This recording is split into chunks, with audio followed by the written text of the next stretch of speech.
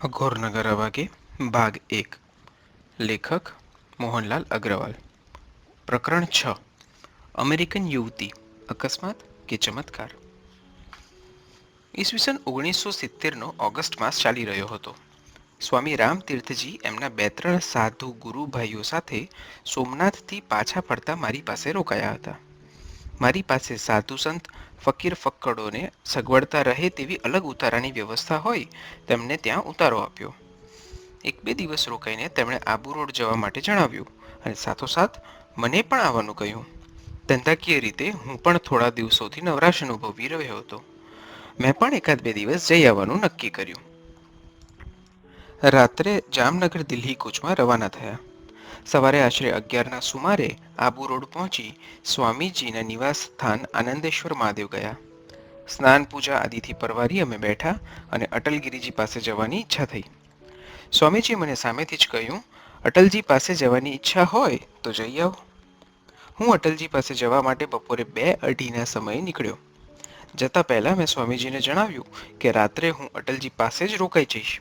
ત્યાંથી સ્ટેશન ઉપર આવી ટેક્સી દ્વારા અટલજી પાસે પહોંચી ગયો. અટલગીરીજી મંદિરની પડસાળમાં 2-3 સાધુઓ સાથે બેઠા બેઠા વાતો કરી રહ્યા હતા. મને આવેલો જોઈ તેઓ ખુશ થઈ ઉઠ્યા. મારા કુશળ સમાચાર પૂછ્યા અને તેમની પાસે બેઠેલા સાધુઓને મારો પરિચય આપ્યો. મેં સૌને ઓમ નમો નારાયણ કર્યા. થોડીક ઔપચારિક વાતો થઈ.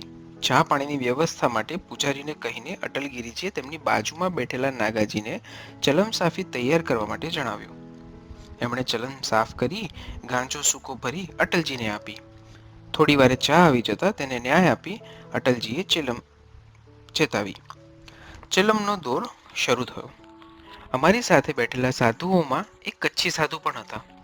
તે દાદા મેકરણની જગ્યામાં મોટે ભાગે રહેતા અને ક્યારેક આ તરફ ફરવા નીકળતા.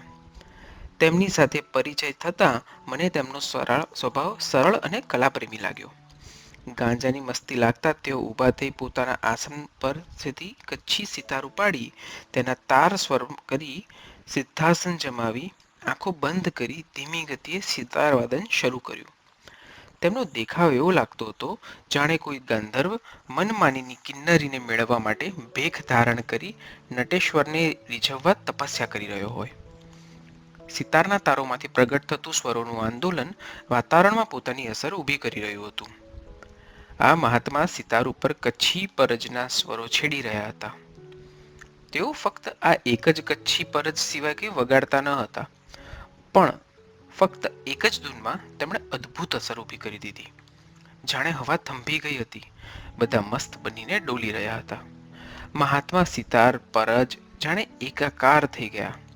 સિતાર ખુદ વાગી રહ્યો હતો કે તેની ધૂનમાં આંગળીઓ તેના પર નૃત્ય કરતી હતી તે સમજાતું ન હતું. મેં તંતુવાદ્યના સારા ફનકારોને સાંભળ્યા છે. એ બધાની અસરનો અનુભવ બુદ્ધિ સમજી શકે ત્યાં સુધીનો જ હોય છે. પરંતુ આ એક સીધો સાદો એક પરજનો પ્રકાર સમગ્ર અસ્તિત્વને વિસરાવી શકે તો એમ સ્વીકારવું જ રહ્યું કે સ્વર લહેરીઓમાં ભરપૂર ભાવ ભર્યો છે. એક સાધે સબ સધે, અરુ સબ સાધે સબ જાય. આ પંક્તિને જાણે કચ્છી પરજ વગાડીને તેમણે પુરવાર કરી દીધી હોય તેમ સ્પષ્ટ થતું હતું. 1 કલાક સુધી તેમણે ખૂબ મગ્ન થઈ સિતારવાદન કર્યું. પછી એકાએક સ્વપ્નમાંથી જાગૃત થયા હોય તેમ આંખો ખોલી સિતાર વગાડવાનું બંધ કરી ઊભા થઈને શાંતિથી પોતાના આસન ઉપર ચાલ્યા ગયા. અમારા સૌના મગજમાં હજુ સ્વરોની છાયા ભૂંસાઈ ન હતી. બધા મહાત્મા પોતપોતાના આસને ચાલ્યા ગયા. હું અને અટલગીરીજી પણ ઉઠી મંદિરના ઓટા ઉપર આવીને બેઠા. છેલ્લા 4-6 મહિના દરમિયાન કેવા સિદ્ધ સાધુઓને મળ્યા એ સિવાય આબુના સમાચાર વિશે હું અટલગીરીજીને પૂછી રહ્યો હતો. તેમજ કંઈ નવું જાણવા યોગ્ય હોય તો તે જાણવા માટે પૂછપરછ કરી રહ્યો હતો. તેઓ નાની મોટી વાતો દ્વારા ઓછો વધતો ઉલ્લેખ કરતા હતા. સાંજે આરતી પૂજા બાદ હળવું ભોજન લઈ જંગલ તરફ જવા માટે અમે બંને બહાર આવ્યા, પણ આકાશ વાદળોથી ઘેરાયેલું હોય જંગલ તરફ જવાનું માંડી વાળીને સામે આવેલી વાવની પાળી ઉપર બેઠા. અમે બંને ચૂપચાપ સિગરેટ પી રહ્યા હતા. અંધારું થવાની તૈયારી થતાં અમે બંને મંદિરે પાછા આવ્યા. મેડી ઉપર જ મારી સૂવાની વ્યવસ્થા હતી. બંને વાતો કરતા કરતા નિંદ્રાધીન થયા. સવારે નિત્યકર્મથી પરવારી ચા પાણી લઈને બેઠા હતા. સિગરેટ સળગાવીને વાતો કરતા રહ્યા. અટલગીરીજી મારા ડાબા હાથ તરફ એક નજરે થોડી ક્ષણો સુધી જોઈ રહ્યા.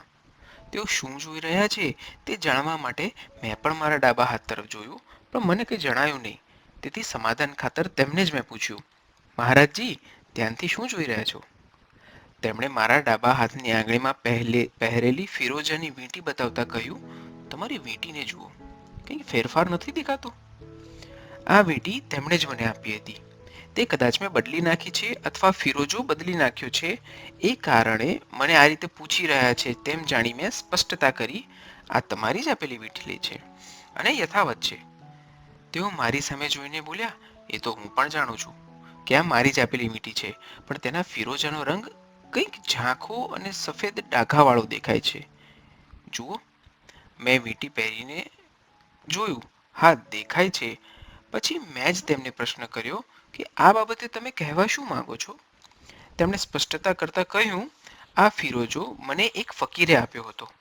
આ ફિરોજો તેણે પોતાની ઇસ્લામી ક્રિયાથી તૈયાર કરીને મને આપ્યો હતો. હું વીંટી પહેરતો નથી, તેથી તમને આપી દીધી.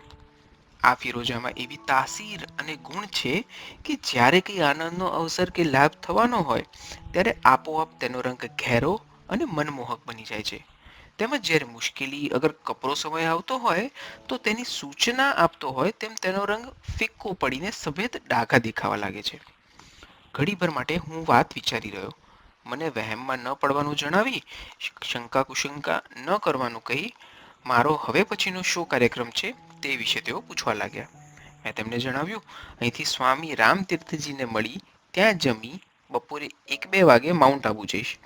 ત્યાં મધ જાંબુડાનો સરકો એવી પરચુરણ ખરીદી કરીને રાત્રે રઘુનાથજીના મંદિરમાં લખનદાસજી પાસે રોકાઈશ. તેમની સાથે અલગ મલકની ચર્ચા કરી સવારે ત્યાંથી નીકળી સ્વામી રામતીર્થજીને મળી તથા બપોરે તમને મળી સાંજે 4:30ની ટ્રેનથી ઘરે જવાનો મારો કાર્યક્રમ છે. તેમણે થોડીવાર વિચાર કરીને મને કહ્યું, કાલે જતા પહેલા મને મળીને જજો. મેં પૂછ્યું, કંઈ ખાસ કામ છે? તેમણે જવાબમાં કહ્યું, મારો જૂનાગઢ જવાનો વિચાર છે, તો આપણે બંને સાથે નીકળીશું. મેં તેમને ખુશ થઈને ભારપૂર્વક કહ્યું કે હું જરૂર આવીશ અને આપણે સાથે જ જઈશું. હું ત્યાંથી તેમની ટમટમ ગાડીમાં આનંદેશ્વર મહાદેવ આવ્યો. સ્વામી રામતીર્થજી હાજર ન હતા. કોઈ કામ અંગે રેવન્યુ ઓફિસમાં ગયા છે તેમ જાણવા મળતા મેં જમવાનું માંડી વાળ્યું અને મારા સામાનમાંથી એક જોડી કપડાં, ચાદર તેમજ રોજિંદા ઉપયોગની ચીજો એક બગલ થેલામાં ભરી નીચે ચોકમાં આવ્યો અને ત્યાં સ્વામી રામતીર્થજીના એક સેવકને મેં કહ્યું કે સ્વામીજીને સમાચાર આપજો કે હું આવતીકાલે બપોરે 2 વાગ્યા સુધીમાં આવી જઈશ. આ પ્રમાણે કહીને હું રવાના થયો. બસ સ્ટેન્ડ આવી માઉન્ટની બસ પકડીને આબુ જવા માટે રવાના થયો. બસ રસ્તે જતાં જતાં અઘોરી મહાત્મા એટલે કે અટલજીના ગુરુની ગુફા તરફ જવાનો વળાંક આવતા તેમની સ્મૃતિ તાજી થઈ. જુદા જુદા વિચારો વાગોળતો સફર પૂરી કરીને માઉન્ટ પહોંચ્યો. બસ સ્ટેન્ડથી ઉતરી ચાલતા જ રઘુનાથજી મંદિર તરફ પહોંચ્યો. 1-2 દિવસ માટે હું હંમેશા નખી સરોવર સામે આવેલા રઘુનાથજીના મંદિરમાં જ ઉતરતો. ત્યાં લખનદાસજી મહારાજ મારા પિતાના પરિચયમાં હોઈ મારા પ્રત્યે ખૂબ સ્નેહ રાખતા. આબુ ઉપર અમારું પોતાનું પણ એક કોટેજ હતું, જેનો ઉપયોગ વેકેશન દરમિયાન ઉનાળામાં અમે કરતા. રઘુનાથજી મંદિરમાં દર્શન પ્રસાદ કરી લખનદાસજી પાસે ગયો. તેમને નમસ્કાર કરીને મેં કહ્યું, હું જમ્યા વિના જ આવ્યો છું, માટે જમવાની વ્યવસ્થા કરશો? તેમણે તરત તેમના શિષ્યને બોલાવી ભંડારામાંથી થાળી પીરસી લાવવા કહ્યું. જમવાનું આવ્યું તે દરમિયાન અરસપરસ ખબર સમાચાર પૂછ્યા. ભોજન આવી જતા લખનદાસજીએ જમી લેવા કહ્યું. સારી રીતે જમીને હું લખનદાસજી પાસે ગયો. મેં તેમને જણાવ્યું, હું સાંજે આરતી સમયે અથવા થોડો મોડેથી આવી જઈશ. તેમણે મને કહ્યું, અત્યારે વરસાદ અવારનવાર આવ્યા કરે છે, માટે આ કામળી અને ગૌમુખી લઈ જાઓ. ગૌમુખી એટલે એક પ્રકારની વાંસની લાકડી. આ વાંસ મોટે ભાગે નક્કર હોય છે. તેના મૂળ જમીનમાંથી બહાર કાઢવામાં આવે છે ત્યારે અમુકના મૂળનો આકાર ગાયના મુખ જેવો હોય, કોઈનો આકાર હરણના મુખ જેવો હોય. તેને આબેહૂબ નાક, કાન એવા સ્પષ્ટ ચિહ્નો હોય છે. આ લાકડીને સાત્વિક સાધુઓ રાખતા હોય છે. તેને ગૌમુખી દંડ કહેવામાં આવે છે. બને ત્યાં સુધી મોડું કરશો નહીં, સમયસર આવી જઈશ એમ જણાવી હું બહાર આવ્યો. મારે પરચુરણ ખરીદી તેમજ થોડું ફરવાનું બંને કામ સાથે કરવાના હતા. તેથી મંદિર સામે આવેલ બગીચામાં જઈને માળીના છોકરાને સાથે લીધો.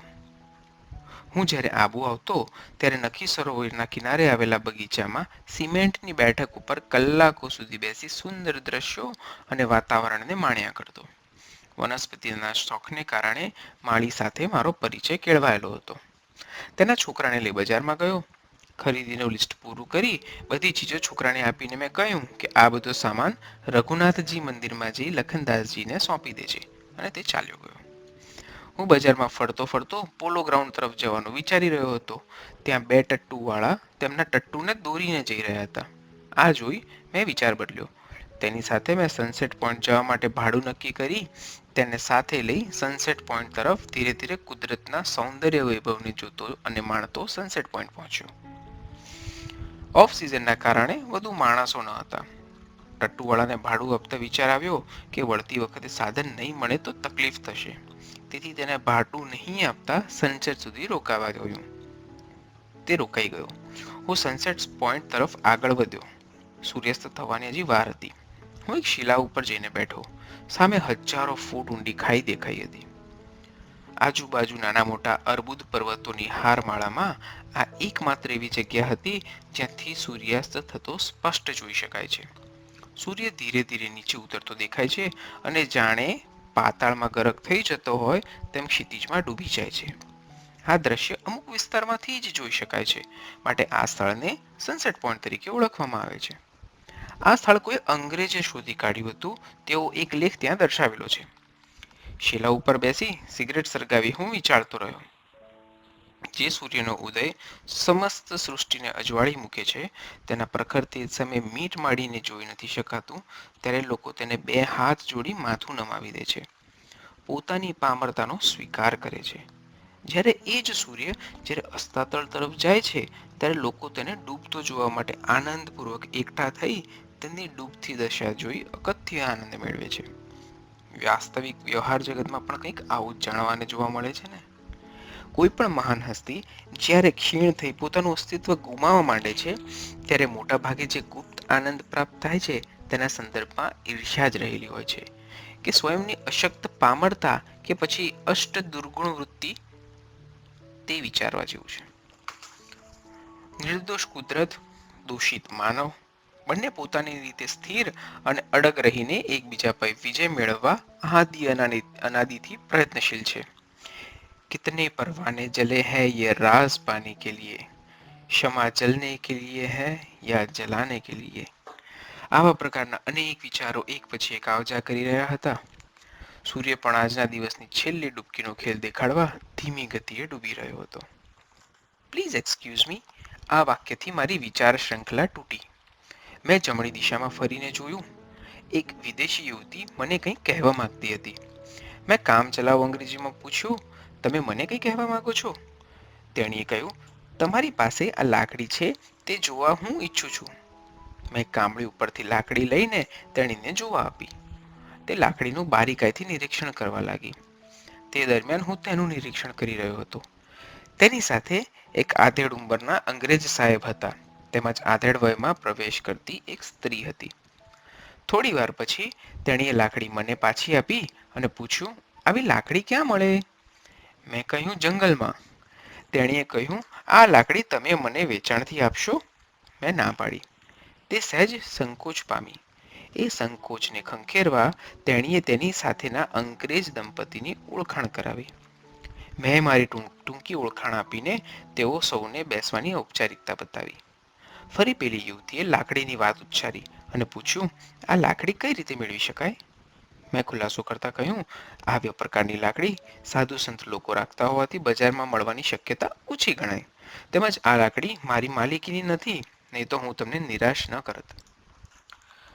તેણીએ પ્રશ્નનો દોર પકડી રાખતા મને પૂછ્યું, સાધુ સંત શા માટે આવી લાકડી રાખતા હોય છે? તમને સાધુ સંતે શા માટે આપી? તેના આ પ્રશ્નથી હું થોડો અકળાયો, છતાં તેને સંતોષકારક જવાબ આપ્યો.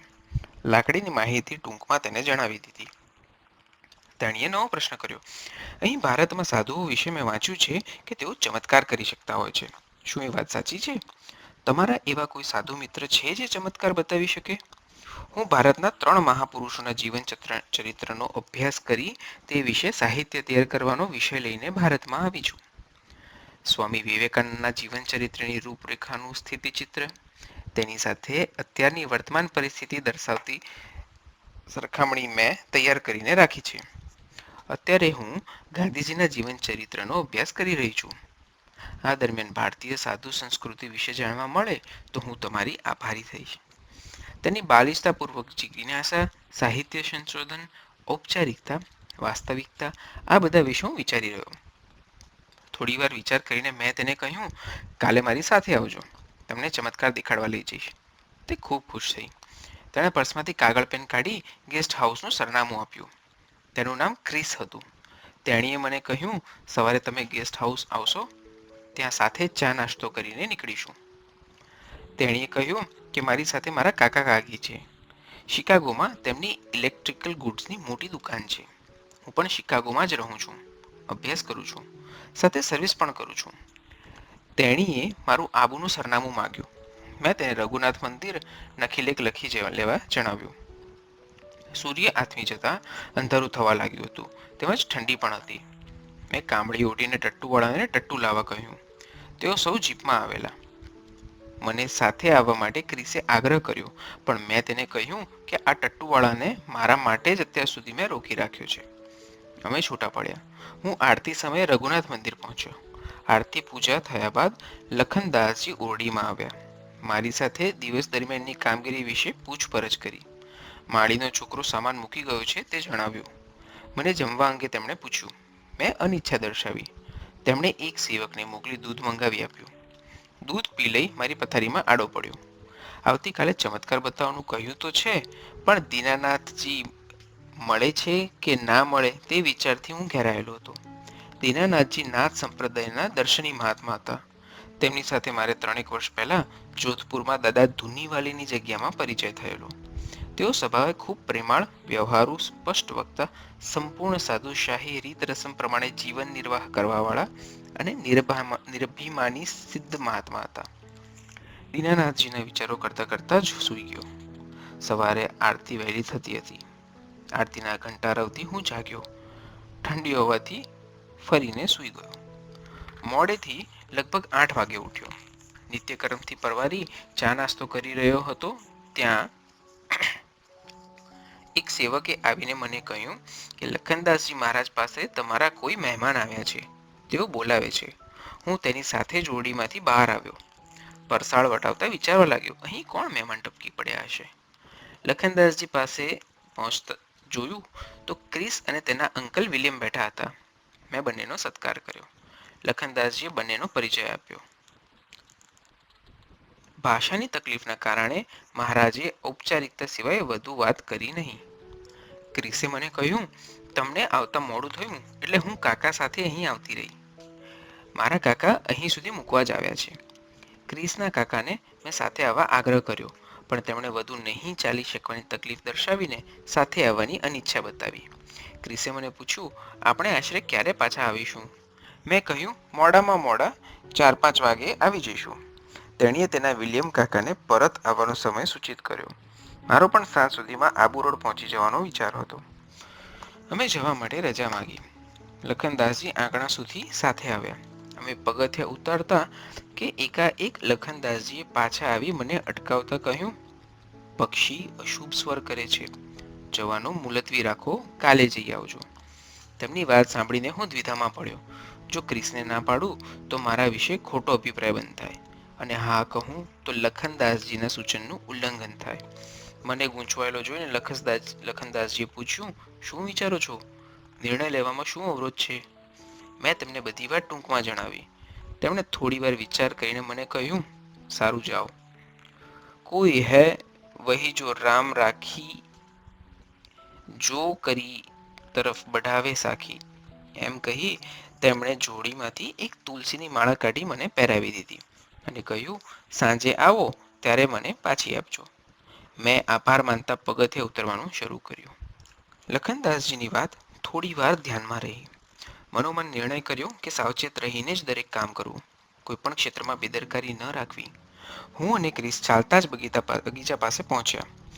ત્યાંથી 2 ઘોડા લઈ અચલગઢ જવા રવાના થયા. ધીમી ગતિએ ઘોડા ચાલ્યા જતા હતા. ક્રિસ ભારત વિશેના વિચારો સંભળાવી રહી હતી, પણ તેના વિચારોને ક્યારેક સમર્થન આપતો હતો, તો ક્યારેક વિરોધ દર્શાવી વાસ્તવિકતાનો ખ્યાલ પણ આપતો હતો. આ રીતે અચલગઢ જવાનો મુખ્ય ચોક આવી ગયો. અમે ત્યાં ઘોડા છોડી પગપાળા ચાલવાનું શરૂ કર્યું.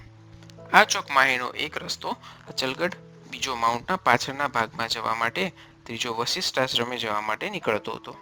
અમે તે રસ્તે આગળ ચાલ્યા. આશરે અડધો કિલોમીટર ચાલ્યા બાદ દીનાનાથજીના સ્થાન પર પહોંચી ગયા. મેં બહારથી જ ઓમ નમો નારાયણનો મોટેથી ઉચ્ચાર કર્યો. ઘણા સમય પછી પણ મારો અવાજ તેઓ ઓળખી ગયા. વળતા જવાબમાં નમો નારાયણ કહેતા જ ઝૂંપડી બહાર આવ્યા. તેમને જોઈ મને આનંદ અને સંતોષ થયો. સહેજ ટેકરા જેવું હોય, હું અને ક્રિસ બંને ટેકરા ઉપર ચડીને ઝૂંપડી પાસે ગયા. મેં ચરણ સ્પર્શ કરી પ્રણામ કર્યા. ક્રિસે પણ મારું અનુકરણ કર્યું. મને જોઈ દીનાનાથજી ખૂબ ખુશ થયા. તેઓને હું એકી નજરે જોઈ રહ્યો હતો. પાતળો ગૌરવર્ણ દેહ, કાળી કફણી, હંમેશા ધુતારાના નશામાં તામ્રવર્ણી રહેતી મોટી આંખો, તેમનું ભસ્મ અર્ચિત લલાટ અને તપસ્યાનું તેજ, આ બધું જોઈ મને ખૂબ જ શાંતિનો અનુભવ થઈ રહ્યો હતો. તેમણે ક્રિસનો પરિચય માંગ્યો. પરિચય આપવામાં થોડું મોડું થવા બદલ મને પણ સહેજ ક્ષોભ થયો. મેં ક્રિસનો પરિચય આપ્યો. ક્રિસે બંને હાથ જોડી અભિવાદન કર્યું. ઘણા સમય મળ્યા હોવાથી અમે એકબીજાને કુશળક્ષેમ પૂછ્યા બાદ હાલ વર્તમાન પરિસ્થિતિ અંગે વાતચીત કરી રહ્યા હતા. ક્રિસ ભાંગ્યું તૂટ્યું હિન્દી સમજી શકતી હતી, એટલે તે પણ રસપૂર્વક વાત સમજવાનો પ્રયત્ન કરી સાંભળી રહી હતી. આ દરમિયાન દીનાનાથજીએ ચલમ તૈયાર કરી. અંગાર લેવા માટે ધૂણી પાસે પર્ણકુટીમાં ગયા ત્યારે મેં ક્રિસને ચલમ પીવા વિશે અમસ્તું જ ઔપચારિક પૂછ્યું. તેણે ઉત્સાહપૂર્વક સંમતિ બતાવી. હું સહેજ ગૂંચવાયો કે દીનાનાથજી આ વાતને ચલાવી નહીં લે તો જરા સારું નહીં લાગે. તેમના આવતાની સાથે જ મેં તેમની સાથે સ્પષ્ટપણે ક્રિસની ચલમ પીવા અંગેની વાત રજૂ કરી દીધી. તેમણે મને પૂછ્યું, ક્રિસ ધૂમ્રપાન કરે છે? મેં કહ્યું, સિગરેટ પીએ છે. ચલમ વિશે હું નથી જાણતો. દીનાનાથજીએ ક્રિસને પૂછ્યું, અગાઉ ચલમ પીધી છે કે આ પહેલો જ અનુભવ છે? ક્રિસ તેમની વાત સમજી નહીં શકતા મારી સામે જોવા લાગી. મેં તેને દીનાનાથજીની વાત ઇંગ્લિશમાં કહી. તેણીએ કહ્યું, અગાઉ 2-3 વખત ઋષિકેશ તથા બનારસમાં અનુભવ કર્યો છે. દીનાનાથજીએ ક્રિસને એક અલગ સાફી આપી. ક્રિસ પ્રશ્નાર્થ ભાવે મારી સામે જોવા લાગી. મેં તેને અનુકરણ કરવા જણાવ્યું. દીનાનાથજીએ ચલમ સરદમ કરી મને આપી. મેં દમ ખેંચી ક્રિસને આપી અને ધીમેથી દમ ખેંચવા જણાવ્યું.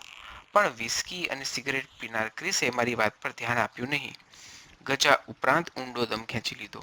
બસ એક જ ફૂંકે તેના સંપૂર્ણ અસ્તિત્વને બેકાબૂ બનાવી દીધું હતું. તેણે મને ચલમ પાછી આપી. મેં દીનાનાથજીને આપી. તેઓ ક્રિસને જોઈ રહ્યા હતા. મારું ધ્યાન પણ ક્રિસ ઉપર જ હતું. તેણીએ પર્ણકુટીની થાંભલીનો માંડ આશ્રય લીધો. તે ભાનમાં હતી, પણ શરીરનો કાબુ ગુમાવી બેઠી હતી. મેં ચિંતિત નજરે દીનાનાથજી સામે જોયું. તેમણે મને જરા પણ ચિંતા નહીં કરવા જણાવ્યું. તેમની પાસે પડેલી ચિપ્પીમાંથી પાણી લઈ ક્રિસ પર છાંટ્યું. પર્ણકુટીમાં જઈને તેઓ કંઈક નાના ચણીબોળ જેવા 3-4 દાણા લઈ આવ્યા.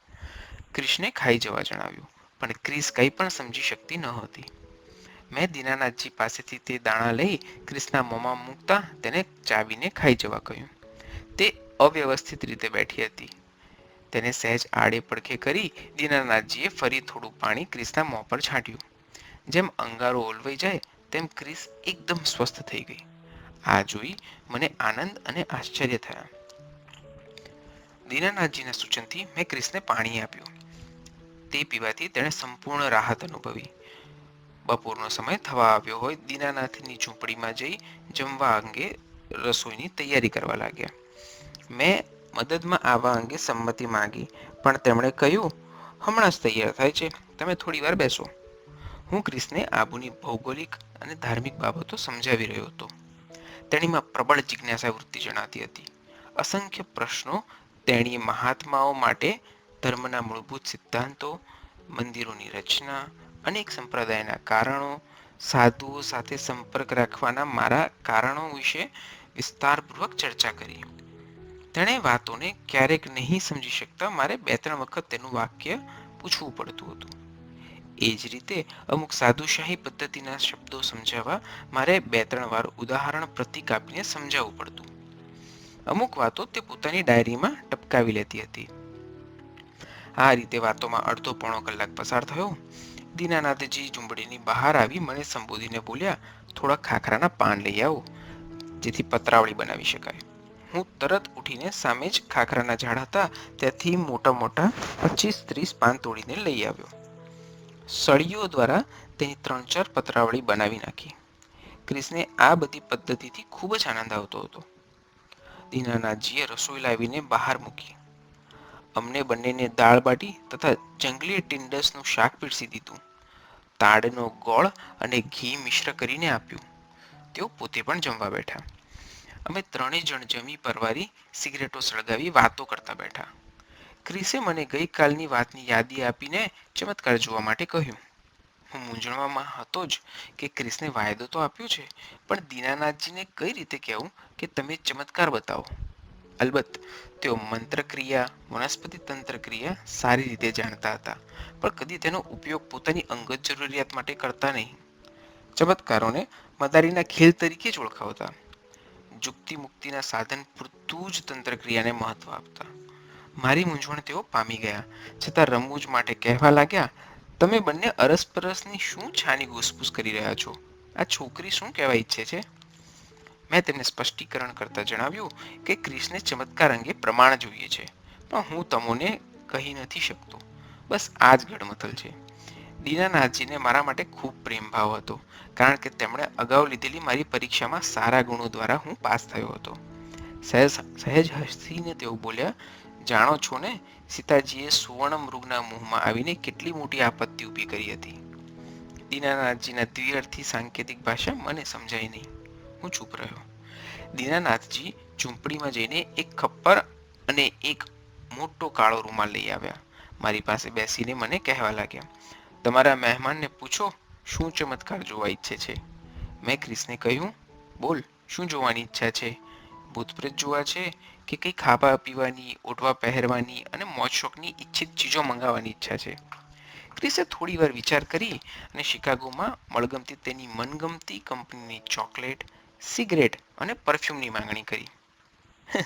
દીનાનાથજી તેની શુદ્ર માગણી પર હસ્યા અને આકાશ તરફ મીટ માડી. કંઈક સંકેત કરીને ખપ્પર ઉપર કાળું કપડું ઢાંક્યું. એકાદ મિનિટ બાદ ખપ્પર પરથી કપડું હટાવી લીધું. તેમાં ઘણી બધી મિક્સ ચોકલેટો, 2 મેબેલ સિગારેટના પેકેટ, એક પરફ્યુમની બોટલ મોજૂદ હતા. ખપ્પરમાંથી આ સામાન તેમણે ક્રિસને આપ્યો. તે દિગ્મૂઢ જેવી બનીને જોઈ રહી.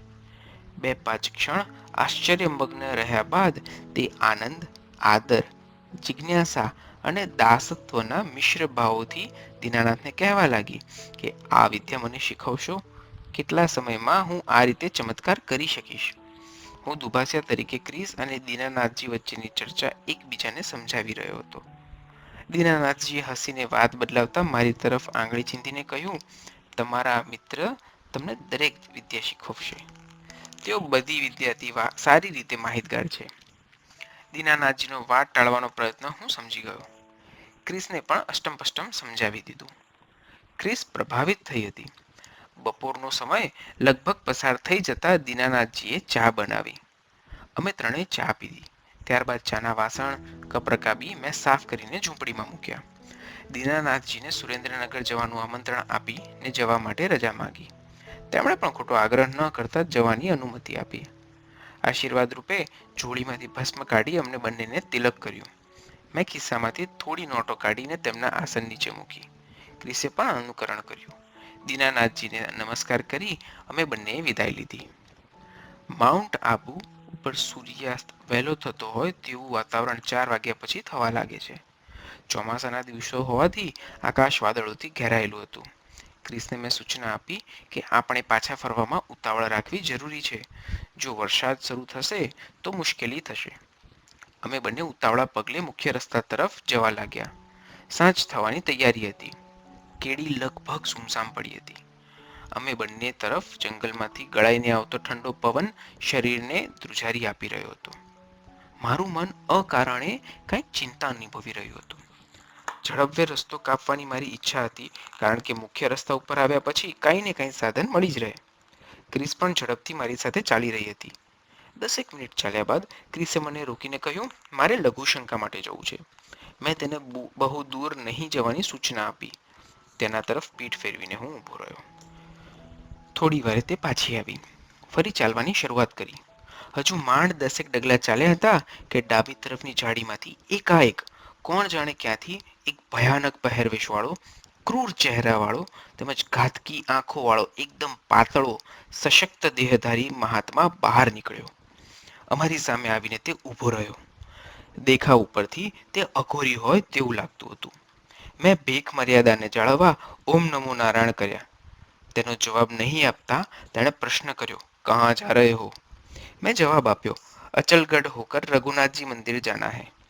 મારા જવાબને પૂરો સાંભળવાની દરકાર નહીં કરતા તે ક્રિસ સામે સ્થિર દ્રષ્ટિએ જોઈ રહ્યો હતો. મને જાત જાતની અમંગળ શંકા કુશંકાઓ થવા લાગી. તેનો દેખાવ નરપિશાચ જેવો હતો. 6.5 ફૂટની પાતળી સશક્ત કાયા, લાલ લંગોટી ઉપર કાળું કપડું બાંધ્યું હતું. અવ્યવસ્થિત વૃક્ષ જટા, મેલ અને ચિકાશને કારણે એકબીજા સાથે ચોંટી ગયેલ દાઢીમૂછ, હિંસક પ્રાણી જેવી પીંગળી આંખો, કોવાઈ ગયેલા મોટા દાંત, ગળામાં ભૈરવકંઠી, જુદા જુદા પશુઓની હાડકાની માળા, એક ખભે કપડું પહેરાવીને લટકાવેલ માનવ ખોપડી, જ્યારે બીજા ખભે ટૂંકી જોડી અને માથા ઉપર ખપ્પર ઊંધું ઢાંકેલું. આ દ્રશ્ય સ્મશાનના કાપાલિક જેવું દેખાતું હતું. તેની આંખોમાં ક્રૂરતા સિવાય કાંઈ જ જણાતું ન હતું. તે સ્થિર દ્રષ્ટિએ મને તથા ક્રિસને જોઈ રહ્યો. તેની આ ચેષ્ટા મને અકળાવી રહી હતી. તેની સામેથી નીકળી જવા ક્રિસનો હાથ પકડી ચાલવાની તૈયારી કરતો હતો, ત્યાં જ તેણે પોતાની જોડીમાંથી ચલમ કાઢીને પીવા માટે આગ્રહ કર્યો. મેં હાથ જોડીને ક્ષમાયાચના સાથે અનિચ્છા દર્શાવી. તેણે ચલમ મોઢે માંડીને દમ ખેંચ્યો. હું વિચારી રહ્યો હતો કે ચલમ તેણે સળગાવી નથી તો શું સળગેલી જ જોડીમાં મૂકી હશે કે પછી આપોઆપ સળગી ગઈ. તેણે ક્રિસ તરફ હાથ લંબાવ્યો. ક્રિસ તેની તરફ જોઈ રહી અને તેણે લંબાવેલા હાથમાંથી ચલમ લઈ લીધી. મેં તરત ક્રિસને અટકાવતા કહ્યું કે ચલમ પીશ નહીં. મને આ નવા ગંતુક બાબા ઉપર નફ્ફટાઈના કારણે ખૂબ ગુસ્સો ચડ્યો હતો. ક્રિસે મારી વાત પર ધ્યાન નહીં આપતા ચલમનો દમ ખેંચ્યો. મને થયું કે હમણાં બેહોશ થઈને પડી જશે, પણ એવું બન્યું નહીં. તેની પાસેથી લીધેલી ચલમ લઈને અઘોરીએ જોડીમાં મૂકી દીધી.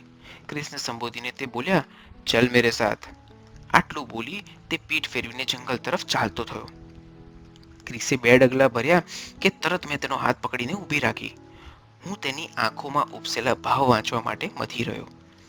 ક્રિસે મને સંબોધીને કહ્યું, ચલો મારી સાથે. તેના આ ફેરફારથી મારા શરીરમાં ભયની આછી ધ્રુજારી વાપી ગઈ. હું આસપાસ કોઈ માણસની અવરજવર હોય તો મદદ માટે નજર દોડાવવા લાગ્યો. કમનસીબે કેડી અને જંગલ સિવાય કોઈ જ ન હતું. અઘોરી જંગલ તરફ જતી કેડી પાસે ક્રિસની વાટ જોઈને ઊભો હતો. ફરીથી તેણે ક્રિસને સાથે ચાલવા કહ્યું. ક્રિસ તેની આજ્ઞાને અનુસરતી હોય તે મારો હાથ છોડાવીને તેની પાસે જવા લાગી. હું નિસહાય બની ક્ષણભર જોઈ રહ્યો. સેંકડો શંકા કુશંકા મગજમાં ઘેરાવા લાગી. શું કરવું તે સૂઝતું જ ન હતું. અઘોરીને મારી જાણે કંઈ પરવા જ ન હતી.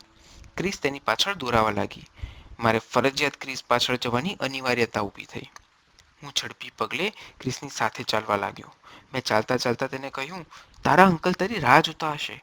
સાંજ થઈ ગઈ છે, તું વિચાર કર, અત્યારે જંગલ તરફ શા માટે જઈ રહી છે? ક્રિસે મારી વાતનો કંઈ પણ જવાબ ન આપ્યો. અઘોરી નિશ્ચિંતપણે આગળ વધી રહ્યો હતો. ક્યારેક પાછળ નજર કરી લેતો હતો. હું પરિસ્થિતિને પામી ગયો. હવે આવનાર આપત્તિનો સામનો કરવો જ રહ્યો. એ સિવાય કાંઈ છૂટકો ન હતો. ચાલતા ચાલતા આજુબાજુ નજર કરી હું ભૌગોલિક ચિહ્નોને પ્રયત્નપૂર્વક યાદ રાખવા કોશિશ કરી રહ્યો હતો. સાંજ ઢળી ચૂકી હતી. અંધારું જાણે અમારા અંધારા ભાવિનું પ્રતીક હોય તેવું ઘેરાતું જતું હતું. હું ક્રિસની સાથોસાથ ઢસડાઈ જતો હતો.